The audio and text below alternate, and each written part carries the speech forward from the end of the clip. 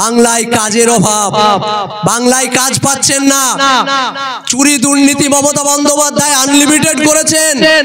আজও পর্যন্ত মমতা বন্দ্যোপাধ্যায়কে দেখবেন না, অভিষেক বন্দ্যোপাধ্যায়কে দেখবেন না কোন শিক্ষা প্রতিষ্ঠান তার উদ্বোধন করছেন।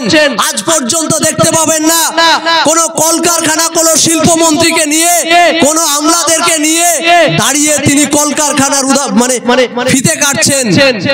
সকালের সাউথ ইন্ডিয়াগামী যে সমস্ত ট্রেনগুলো যায় তাতে দেখবেন আমার অল্প বয়সী ভাই বোনরা কিভাবে ব্যাগপত্র গুছিয়ে সাউথ ইন্ডিয়ার দিকে হাঁটা দিচ্ছেন। কেন? পরিযায়ী শ্রমিক হিসাবে। আরএসএস এর সঙ্গে মমতা বন্দ্যোপাধ্যায়ের গভীর চক্রান্ত, তা কিন্তু 2024 সালে আমরা বুঝলাম। একদিকে যেমন ওবিসি নিয়ে সারা পশ্চিমবঙ্গে এমএলএ নওশাদ সিদ্দিকী মহাশয় কণ্ঠ উঁচু করে জিজ্ঞাসা করছেন, তিনি জিজ্ঞাসা করছেন অ্যাসেম্বলিতে গিয়ে, আর মমতা বন্দ্যোপাধ্যায় সুপ্রিম কোর্টে গিয়ে বলছেন যে আমার এখনো সময় লাগবে। আজকের এই আলোচনা সভার যে প্রধান উদ্দেশ্য সেটা হলো রক্তদান শিবির। আপনারা চিরাচরিত ভাষায় একটা কথা সব জায়গায় দেখেন যে রক্তদান জীবনদান। সত্যি রক্তদান জীবনদান, কারণ রক্ত এমন এক শরীরের উপদেয় বা শরীরের এমন এক উপাদান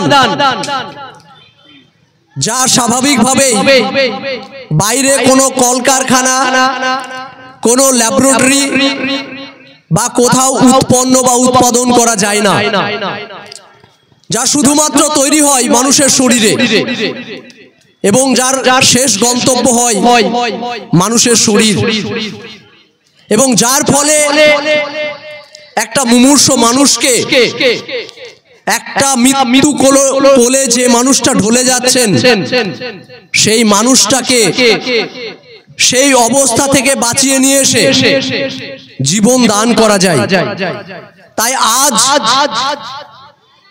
যেখানে আপনারা দীর্ঘদিন যাবৎ দেখছেন যে প্রায় আজকে 96 দিন অতিক্রান্ত,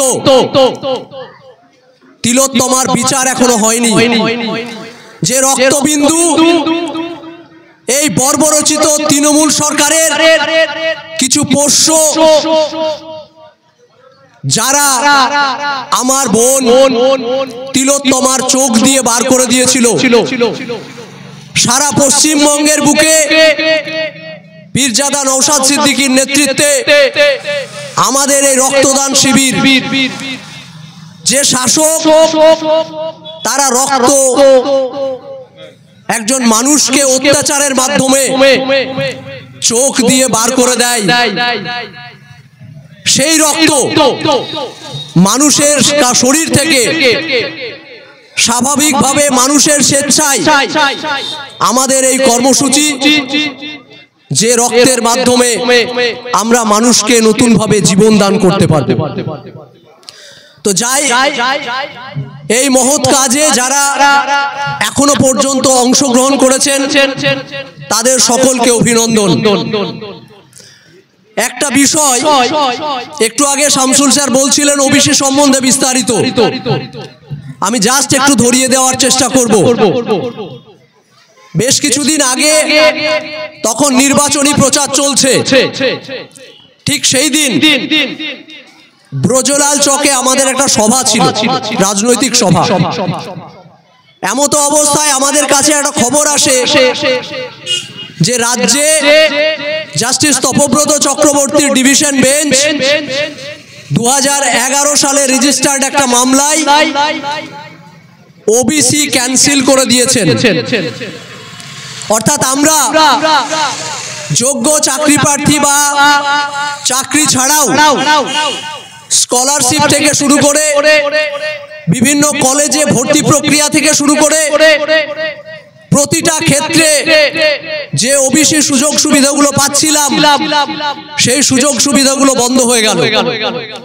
আমাদের ভেতরটা আটকে উঠেছিল, কারণ আমি এই ফিল্ডে থাকার কারণে আমি প্রত্যক্ষভাবে দেখেছি কিভাবে আমরা শুধুমাত্র এই সংরক্ষণ প্রথার মাধ্যমে নিজের চাকরিগুলোকে আদায় করে নিতে পারি। আজকে যখন আমরা বিভিন্ন নিয়োগ প্রক্রিয়ার যে জেনারেল সিটগুলো আমরা দেখি, সেখানে দেখতে পাই ওবিসি এ ক্যান্ডিডেট যারা জেনারেলি স্কোর কমপ্লিট করে, তা সত্ত্বেও তাদেরকে সুচতুর চক্রান্ত করে শুধুমাত্র ইন্টারভিউ নাম্বার কম দিয়ে ওবিসি মেধা তালিকার মধ্যে ঠেলে দেওয়া হয়। তাই যখন আমরা অনুধাবন করতে পারলাম যে আজকে যদি এই ওবিসি সংরক্ষণ, সেই সংরক্ষণটাও যদি চলে যায়, তাহলে সেই সময় আমরা দেখেছিলাম যে যখন মন্ডল কমিশন হচ্ছে 1990 সালে, তখন সারা ভারতবর্ষ জুড়ে যখন এই সংরক্ষণের প্রয়োজন হয়েছিল এবং তার নিরিখে যে সংরক্ষণ প্রথাগুলো বিভিন্ন রাজ্য শুরু করেছিল, 2007-8 সালে পশ্চিমবঙ্গের সাচার কমিটি রিপোর্টের মাধ্যমে যখন প্রকাশিত হলো যে পশ্চিমবঙ্গের সংখ্যালঘু মুসলমানদের অবস্থা আদিবাসী দলিত ভাইদের চেয়েও খারাপ, সেই পরিস্থিতিতে দাঁড়িয়ে ড্যামেজ কন্ট্রোল করার লক্ষ্যে বুদ্ধবাবু যখন এই ওবিসি সংরক্ষণটাকে ঢালাও হারে দেওয়ার কথা ভাবলেন, ঠিক তারপর মমতা বন্দ্যোপাধ্যায় কি করলেন?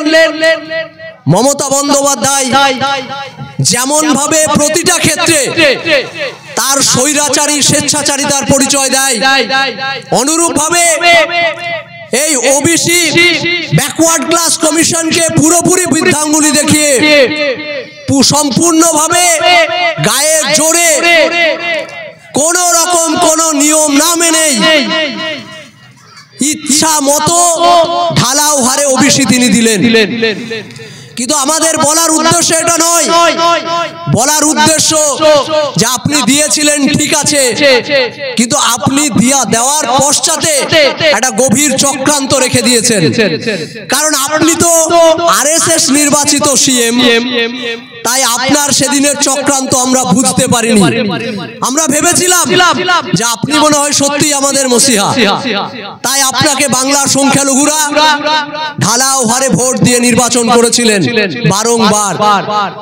কিন্তু আমরা তার পরিপ্রেক্ষিতে দেখলাম যে 2024 সালে এসে যখন সেই রিপোর্ট চাওয়া হলো, হাইকোর্ট যখন একাধিক অর্ডার কপি দিয়ে চাইলেন, তখন কিন্তু ব্যাকওয়ার্ড ক্লাস কমিশন কোন রকম কোন তার যে ইনক্লুড করা হয়েছিল, অর্থাৎ যে সমস্ত টাইটেলগুলোকে উপজাতিগুলোকে এই লিস্টের মধ্যে আনা হয়েছিল, তার কোনো রিপোর্ট কিন্তু সাবমিট করতে পারেনি।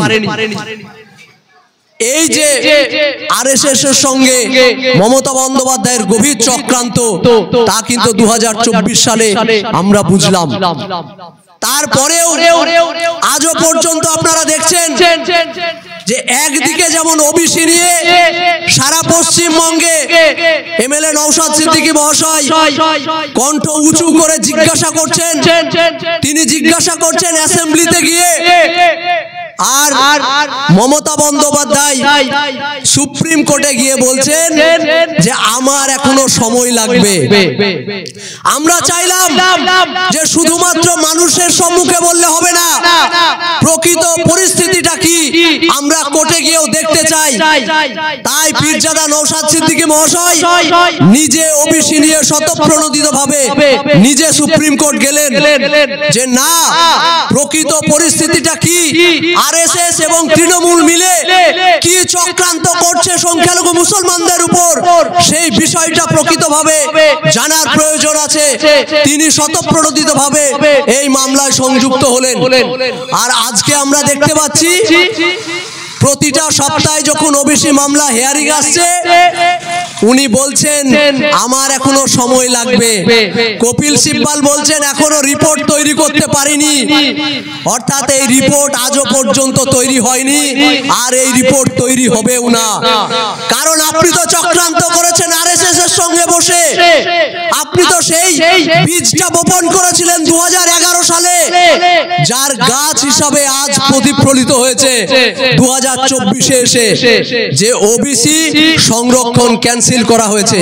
তাই আমরা চাই এই ওবিসি সংরক্ষণের ফলে যে সংখ্যালঘু মানুষরা আজ চাকরিগুলো পাচ্ছে, সেই এক তো রাজ্য সরকার চাকরিগুলোকেই তুলে দিয়েছে, তার উপর যে সমস্ত স্বল্প চাকরি হচ্ছে আমাদের সেটাও যদি বন্ধ করে দেয় তাহলে আমাদের পরিস্থিতি কোথায় আমরা দাঁড়াবো সেটা আশা করি আপনাদের এখান থেকে হাওড়া স্টেশন বেশি দূর নয়, গিয়ে দেখবেন সকালের সাউথ ইন্ডিয়াগামী যে সমস্ত ট্রেনগুলো যায় তাতে দেখবেন আমার অল্প বয়সী ভাই বোনরা কিভাবে ব্যাগপত্র গুছিয়ে সাউথ ইন্ডিয়ার দিকে হাঁটা দিচ্ছেন। কেন? পরিযায়ী শ্রমিক হিসাবে। বাংলায় কাজের অভাব, বাংলায় কাজ পাচ্ছেন না, চুরি দুর্নীতি মমতা বন্দ্যোপাধ্যায় আনলিমিটেড করেছেন। আজও পর্যন্ত মমতা বন্দ্যোপাধ্যায়কে দেখবেন না, অভিষেক বন্দ্যোপাধ্যায়কে দেখবেন না, কোন শিক্ষা প্রতিষ্ঠান তার উদ্বোধন করছেন আজ পর্যন্ত দেখতে পাবেন না। কোন কলকারখানা, কোন শিল্পমন্ত্রীকে নিয়ে, কোন আমলাদেরকে নিয়ে দাঁড়িয়ে তিনি কলকারখানার মানে ফিতে কাটছেন, কিন্তু উনি ঠিক চলে যাচ্ছেন পুজো মণ্ডপের ফিতে কাটতে, উনি চলে যাচ্ছেন মসজিদে দোয়া করতে। আমরা বলি এই সাম্প্রদায়িকতার রাজনীতির বিজেপির সঙ্গে তাল মিলিয়ে আরএসএস এর সঙ্গে ঘর করে আপনি যে নোংরা রাজনীতি সারা পশ্চিমবঙ্গে প্রতিষ্ঠা করার চেষ্টা করছেন, তার বিরুদ্ধে আমাদের লড়াই, স্বচ্ছতার লড়াই, মানুষের অধিকার ফিরিয়ে দেওয়ার লড়াই। এই লড়াইয়ের নেতৃত্ব দিচ্ছেন সারা বাংলায় পীরজাদা নওশাদ সিদ্দিকী। আমরা চাই এই নওশাদ সিদ্দিকীর নেতৃত্বে সারা পশ্চিমবঙ্গে রাজনীতির ইতিহাস তৈরি করতে। যে লড়াই তিনি প্রতিনিয়ত করে চলেছেন বাংলার মাটিতে, রাস্তায় এবং বিধানসভায়, সেই লড়াই পরবর্তীতে আমরা পার্লামেন্ট পর্যন্ত পৌঁছে দেব। সেই অঙ্গীকার রেখে আমার প্রিয় নেতা, আমার প্রিয় পথ প্রদর্শক যিনি আমার সামনে বসে আছেন, তাকে আমার সম্বর্ধনা জানিয়ে আমি এখানেই বক্তব্য শেষ করলাম।